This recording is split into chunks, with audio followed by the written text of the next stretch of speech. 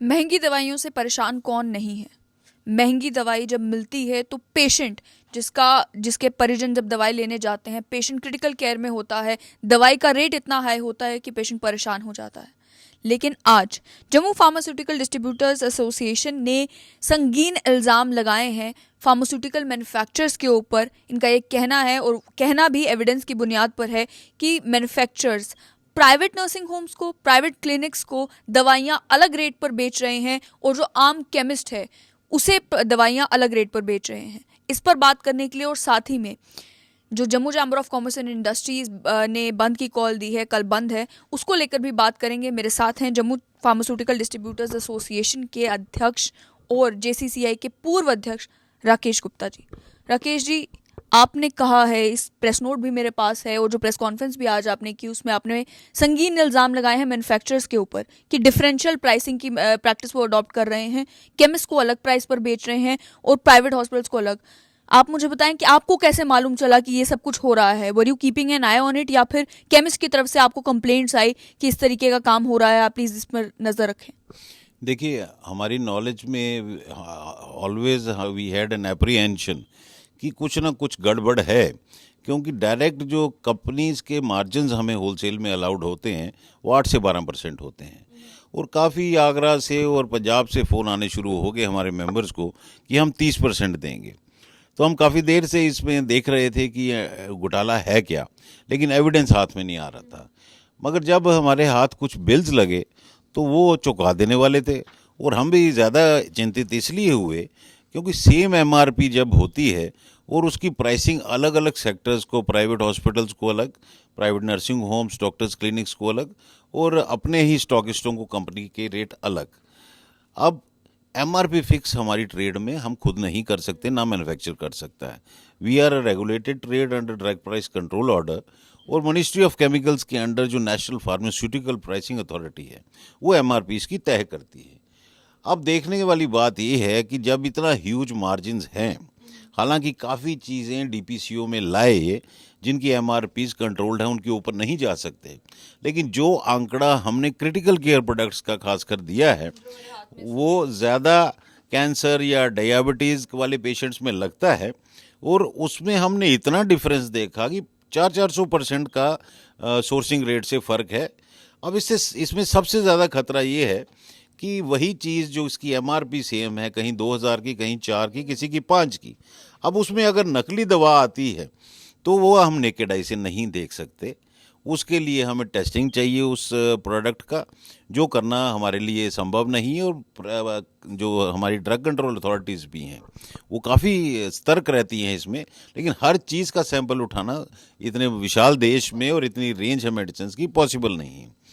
तो जब हमारे हाथ ये बिल लगे तो हमने वो पूरा चार्ट क्लैरिटी के साथ कुछ एग्जांपल्स दिए हैं। डाटा तो लंबा भी हो सकता है, और हमने इसमें बिल्कुल हमने चीफ जस्टिस ऑफ इंडिया से अपील की है to take suo motu cognizance, और साथ ही नरेंद्र भाई मोदी हमारे जो ऑनरेबल प्राइम मिनिस्टर हैं, जहां हम उनकी सराहना करते हैं। एक तरफ आयुष्मान भारत जैसी चीज़ें वो लाए स्कीम्स, उनका विजन था जिससे इतनी राहत मिली लोगों को, लेकिन at the end of the day Ayushman Bharat की भी अगर पेमेंट वो कर रहे हैं और रेट इतने हाई हैं, तो वो स्टेट एक्सचेकर और सेंट्रल एक्सचेकर को नुकसान हो रहा है। तो इसलिए हमने उनको भी गुहार लगाई है।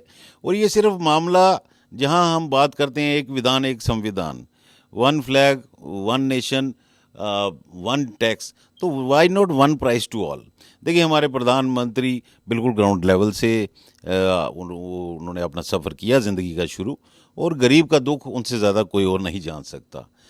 हम इस चीज़ को इग्नोर नहीं कर सकते कि 8 करोड़ ट्रेडर्स का मुल्क है हिंदुस्तान, और उनके उनके आगे एम्प्लॉयज़ भी हैं। और आज ये जो सिलसिला बन गया है चेंज आने का या बड़े बड़े मार्ट्स आने का, इट्स अ ग्लोबल ट्रेंड की ग्लोबलाइजेशन है, हम इनको रोक नहीं सकते। एक समय था। बात करेंगे पहले इसके मैन्युफैक्चरर के जो नाम भी मेंशन किए गए हैं। डॉक्टर रेड्डीज है, बहुत ही रेप्यूटेबल मैन्युफैक्चरर है। सिप्ला है, रेप्यूटेबल मैन्युफैक्चरर है। लेकिन जो प्राइस रखे गए हैं प्राइवेट नर्सिंग होम्स के लिए, डॉक्टर्स के लिए और केमिस्ट के लिए, वो प्राइस में एक बड़ा डिफरेंस देखने को मिल रहा है। आपने जो तहकीकात की, क्या मालूम चल रहा है, क्या कारण हो सकता है इसका? देखिए, ये कंपनीज का एक मार्केटिंग ये स्टाइल है कि ये ज़्यादा मार्जिन्स देते हैं, क्योंकि ये वॉर तो बड़ी कंपनीज के बीच में भी है ना कि हमारा प्रोडक्ट आप प्रिस्क्राइब करिए और बेचिए। तो ये तो एक नेचुरल टेंडेंसी है, पैसे की भूख हर इंसान को होती है। मगर आई फील कि पुअर पेशेंट की सफरिंग के ऊपर हम कमाई करें वो इंसानियत नहीं होगी। और हमने ये जो भी डाटा दिया है आपको, इसके पुख्ता बिल हैं हमारे पास, और इसी एविडेंस की वजह से हम लेट हो गए। और मुझे पूरा यकीन है कि इसको चीफ जस्टिस ऑफ इंडिया भी कॉग्निजेंस लेंगे और प्रधानमंत्री भी इस डिपार्टमेंट की नकेल कसेंगे, जिनकी वजह से ये एमआरपीज इतनी हाई हैं और अभी तक अनचेक्ड रही। और मैंने ये भी अपील की है कि सिर्फ दवाओं में ही नहीं, हर ट्रेड में एक रेट हो जाए। अब उसमें चेन्स आए, मार्ट्स आए, हमें कोई ऑब्जेक्शन नहीं। ग्लोबलाइजेशन है, कल पठानकोट तक ट्रेन थी, फिर कटरा पहुंच गई, जम्मू के बाद लद्दाख भी जाएगी। We cannot stop anyone from coming और we cannot stop development and progress, but we have to bring out some regulations. वो भारत सरकार का काम है रेगुलेशंस लाना। It should be one price, चाहे कनक मंडी या वेयर हाउस में बैठा हुआ दुकानदार है या बड़ा कोई मार्ट आता है या चेन आती है। आज फलाना आ रहा है, कल को और आएंगे, तो किसी को रोक तो नहीं सकते, बट लेवल प्लेइंग फील्ड होनी चाहिए सबके लिए कि हेल्दी कंपटीशन कर सकें। राकेश जी, क्या फार्मास्यूटिकल्स को रेगुलेट करने के लिए कोई ऐसी रेगुलेटरी अथॉरिटी नहीं है जो इन प्राइसेस के ऊपर नज़र रखे हुए हो? क्योंकि अगर इस तरीके की डिफरेंशियल प्राइसिंग चलेगी तो ऑब्वियस ही बात है केमिस्ट को तो नुकसान होगा ही होगा, लेकिन परेशानी बनेगी आम आदमी के लिए जिसे वो दवाई खरीदनी है। देखिए, मैंने पहले भी बोला कि घर पे बैठ के एमआरपी नहीं लगा सकता कोई। Under the ministry of chemicals, as per the drug price control order, there is a regulatory body, national pharmaceutical pricing authority. वो इन चीज़ों को देखती है कि किसी की हाई प्राइस है तो उसको रिड्यूस करो। ये नहीं कि वो बिल्कुल ही आंखें मूंदे हुए हैं। काफ़ी बार उन्होंने काफ़ी लंबी लिस्ट बना दी है जिसमें एमआरपीज फिक्स हो चुकी हैं, उनको एक्सीड नहीं कर सकते। मगर ये ज़्यादा ड्रामा जो क्रिटिकल केयर प्रोडक्ट्स में है, खासकर कैंसर प्रोडक्ट्स हो गए या महंगे प्रोडक्ट्स हैं, उनके ऊपर अभी चुप्पी साधे हुए हैं। उसका टेक्निकल रीज़न है या क्यों साधे हुए हैं, it is up to them, I cannot comment कमेंट ऑन दैट। मार्ट्स की क्योंकि आपने पहले बात की, फार्मास्यूटिकल्स असाइड जनरली भी अभी जम्मू में जो रिलायंस के स्टोर्स आ रहे हैं उनको लेकर बहुत हलचल मची हुई है। कल बंद की भी कॉल दी गई है। एक परसेप्शन जो इन मार्ट्स को लेकर है, जो कुछ हद तक सही भी है, वो यही है कि स्टोर्स में जब कोई प्रोडक्ट्स खरीदे जाते हैं तो वो क्योंकि लार्ज स्केल पर खरीदे जाते हैं और फिर इन सभी स्टोर्स में डिस्ट्रीब्यूट कर दिए जाते हैं, तो ऑब्वियस ही बात है जहाँ से मैन्युफैक्चरर से वो प्रोडक्ट्स ला रहे हैं वहाँ से उन्हें कॉस्ट कम पड़ती है, जिसके चलते एंड यूज़र तक भी, कंज्यूमर तक जब वो प्रोडक्ट पहुँचता है तो उसकी कॉस्ट नॉर्मल मार्केट में मिलने वाले प्रोडक्ट से कम होती है। जैसे कि आज अगर देखें वॉलमार्ट, अगर आप चले जाएं, बाकी मार्ट्स में चले जाएं, वहाँ पर रिटेल शॉप्स के कंपैरेटिवली प्राइस कम होता है। तो क्या आप मानते हैं कि ये इन रिलायंस स्टोर्स को लेकर भी जो एप्रीहेंशंस छोटे दुकानदारों के माइंड में है वो जस्टिफाइड है? देखिए, ये सिर्फ रिलायंस स्टोर्स का मामला नहीं है, कल को और 50 चेन्स आएंगी इधर। इसीलिए हमने ये रेगुलेशंस मांगी हैं कि वन प्राइस टू ऑल। बाकी इनका जो मार्केटिंग स्टाइल्स होते हैं कॉरपोरेट हाउसेस के, ये चंद ज़्यादा बिकने वाली चीज़ों पे डिस्काउंट्स कर देते हैं, मगर बाकी आइटमों पे आप देखें तो उनको कोई लंबा चौड़ा फ़र्क नहीं होता है। यही हमारी सरकार को देखना है। ये यूरोप या अमेरिका नहीं है, ये पुअर ट्रेडर्स की कंट्री है। 8 करोड़ ट्रेडर्स का आप मतलब समझिए कि उन्होंने एम्प्लॉयमेंट कितने लोगों को दी होगी।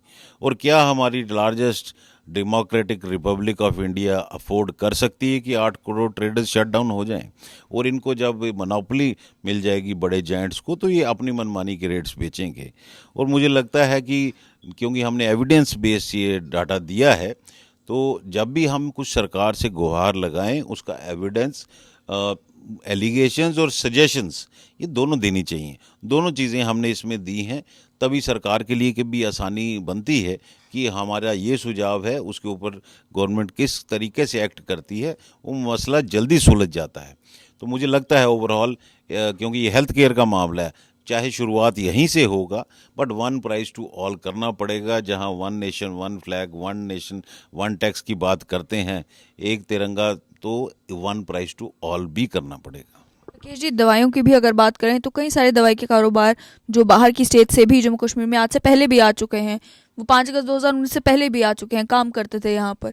तो क्या आपको लगता है कि कोई बड़ा फर्क जो है वो यहाँ के आम कारोबारी पर पड़ता है इस तरीके से? अगर और लोग भी जो है वो मार्केट में आते हैं, compete करते हैं, कंपटीशन हेल्दी होगा तो उससे फ़ायदा तो at the end of the day consumer को ही होगा।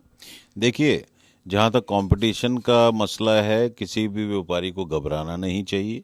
यहाँ पे लोकल लोग भी तो दुकानें बढ़ती हैं। कल को रघुनाथ बाजार में 2 शूज़ की या कपड़ों की दुकानें आ जाएंगी तो दूसरी दुकानें बंद नहीं होंगी। बट मेरा कहना यही है कि लेवल प्लेइंग फील्ड, ये प्राइसेस का जो डिफरेंस फ्रॉम द मैन्युफैक्चरर्स का जो सेलिंग पैटर्न है उसको रेगुलेट करने की ज़रूरत है। और बाकी आप दवाइयों की बात करें तो हमारे लिए ये नया थ्रेट नहीं है। मैं आपको बताऊं कि जो लास्ट हमारी डेमोक्रेटिक गवर्नमेंट थी उसमें हेल्थ मिनिस्टर चौधरी लाल सिंह के टाइम पहली बार एक टेंडर प्रोसेस अनाउंस किया गया हॉस्पिटल्स के लिए। जम्मू प्रोविंस के तमाम हॉस्पिटल्स की दुकानों को टेंडर के द्वारा एक दिल्ली के ब्लैक लिस्टेड बिजनेसमैन को, जो मैं आज भी प्रूफ्स के साथ बता सकता हूं, उनको अलॉट की गई। और आज वही चेन 5 करोड़ रुपया हमारे जम्मू के होलसेल के व्यापारियों को लेके भाग गया और दुकानें बंद पड़ी हैं। कश्मीर में ये प्रोसेस तब भी नहीं हुआ था। दुर्भाग्य है कि हमारे जम्मू के लीडर्स का विजन और डबल स्टैंडर्ड्स जो हैं ये टाइम के साथ चेंज होते हैं। हमेशा मैं ये जम्मू में बहस भी करता हूँ कि हमें हमारी पॉलिटिकल लीडरशिप ने खाया है। हमें कश्मीरियों से कोई गिला नहीं होना चाहिए। वो अपने क्षेत्र और अपने लोगों के लिए सिंसियर है, उनके लिए काम करते हैं। हमारा अगर सत्यानाश किया आज तक तो जम्मू बेस्ड लीडरशिप ने किया। अब मैं आपको आर्टिफिशियल लेक का एग्जाम्पल देता हूँ। जो एक आर्टिफिशियल लेक पूरे जम्मू की शक्ल चेंज कर सकता था, उसको बंद करने वाला कोई बाहर से नहीं आया था। वही डिप्टी चीफ मिनिस्टर थे डॉक्टर निर्मल सिंह। उन्होंने उसको बंद कर दिया, इसके बावजूद कि केंद्र सरकार का 100 करोड़ रुपए उस प्रोजेक्ट पे लग चुका था। तो नटशेल में मैं ये कहना चाहता हूँ, जम्मू को लोगों को और जागरूक होने की ज़रूरत है। इश्यूज़ हम ऑफ एंड ऑन उठाते रहेंगे, बट उनके पीछे एक लॉजिक होना चाहिए। ये पुराना एक जम्मू में नारा चलता था, नारा एक गली गली पैजो पैजो, वो नहीं चलेगा। हम लॉजिक बेस्ड चले। मैं आपको बताऊं कि 2015 में एज चैम्बर प्रेसिडेंट मैंने एम्स के लिए एजिटेशन जब शुरू की तो आज मुझे मेरे साथी सरदार त्रिलोचन सिंह वज़ीर की याद आ रही है और उनका नाम मेंशन करना मैं ज़रूरी समझूंगा, क्योंकि आवाम तो हमारे साथ थी, मगर ट्रांसपोर्टर्स अगर हमारे साथ खड़े ना होते तो एम्स आज जम्मू को नहीं मिलता। तो हर लीडर जब जाता है उसके जाने के बाद जो वैक्यूम क्रिएट होता है तभी लोगों को पता है, क्योंकि भगवान तो कोई है नहीं, इफ़ एंड बट सब में होते हैं, कमी पेशी होती है। तो जम्मू की लीडरशिप को उठना पड़ेगा। आज भी आप कभी अखबार देखें, जेके चैनल या गुलिस्तान जैसे लोकल चैनल देखेंगे, हाथ में बेलचा और कई। जम्मू की पॉलिटिकल लीडरशिप लेन्स और ड्रेन्स के बाहर आज तक भी नहीं आई। जब विजन ही नहीं होगा आपका, तो इनोवेशन ही दिमाग में नहीं होगी, तो आप क्या प्रोग्रेस करेंगे? और गिला करेंगे हम कि हमें कोई खा गया, हमें अपनों ने खाया है। जेसीसीआई ने जो बंद की कॉल दी है, डू यू थिंक कि कल उस बंद का वो असर देखने को मिलेगा जो असर पहले जब बंद की कॉल दी जाती थी देखने को मिलता था? और साथ ही में जो चौधरी लाल सिंह ने भी जेसीसीए का समर्थन किया है अब इस बंद में, उसे कैसे देखते हैं? देखिए, चौधरी लाल सिंह जी एक टॉल लीडर हैं। वो पहले भी मैंने बयान किया कि हेल्थ मिनिस्टर यही थे जब बाहर वालों को ये लेके आए हमारे दवाओं के व्यापार में, तो उस पर मेरा ज़्यादा कहना मुनासिब नहीं होगा। जहाँ तक चैम्बर की कॉल का सवाल है, चैम्बर जम्मू का हमेशा पब्लिक इश्यूज़ और बिजनेस इश्यूज़ को लेके बिल्कुल फ्रंट लाइन पे रहा है जब भी कोई इशू हुआ है। अब जो कल के बंद की कॉल है, हालांकि मुझे कंसल्ट नहीं किया गया, ना ही उन्होंने, मुझे लगता है कि कुछ पुराने ऑफिस बेरर्स या जो अध्यक्ष रहे हैं उनसे मशवरा करना चाहिए था। आई डोंट नो कि डिटेल्स क्या हैं, रियासती एडमिनिस्ट्रेशन के साथ क्या बात हुई है और क्या उनको डिटेल्स भी मालूम है भाई कौन सा मॉडल रिलायंस का कहाँ आ रहा है और कितने स्टोर्स आ रहे हैं, क्योंकि रिलायंस तो ऑलरेडी यहाँ पे है। आप जियो फोन्स की बात करें या रिलायंस ट्रेंड्स की करें तो वो कश्मीर में भी है। उनका कहना था Reliance one of the issues है, और भी बहुत सारे इश्यूज है कारोबारियों के जिनको लेकर बंद की, लेकिन मेन इशू यही है। बट प्रिंसिपली देखिए, प्रिंसिपली चैम्बर की कोई भी कॉल होगी, चाहे वो बिजनेस के इशू हों या पब्लिक के हों, principally I very much support because he is the president of the body which I have represented for 5 years. लेकिन हम हमारा दवाओं का ट्रेड रेगुलेटेड ट्रेड है, एसेंशियल कमोडिटीज़ एक्ट के अंडर आता है, कर्फ्यू के दौरान भी खुला रहता है। हम दुकानें बिल्कुल शट करके हम किसी की जान लेने का बायस बन जाएं वो मुश्किल होगा, लेकिन principally we are with his call. और क्योंकि अगर तो गलत हो रहा है और उनकी अगर इस कॉल से रिलायंस की चेन रुकती है तो मुझसे ज़्यादा खुशी किसी को नहीं होगी। जी, आखिर में फार्मास्यूटिकल्स की डिफरेंशियल प्राइसिंग को लेकर इस मुद्दे को अब आप क्या आगे लेकर जाएंगे? सभी राइट क्वार्टर्स में उठाएंगे या फिर बात यही होगी कि आपने मीडिया में कह दिया, पब्लिक नोटिस में ले आया, कोई सुओ मोटो कॉग्निजेंस ले तो ले, नहीं लिया तो बस? देखिए, वी विल वेट। ये हम चीफ जस्टिस ऑफ इंडिया को भी रिक्वेस्ट भेज रहे हैं और आदरणीय प्रधानमंत्री को भी, और साथ ही साथ अगर इस पे कार्रवाई नहीं हुई तो we will go and file a PIL in the court of law. बहुत बहुत शुक्रिया।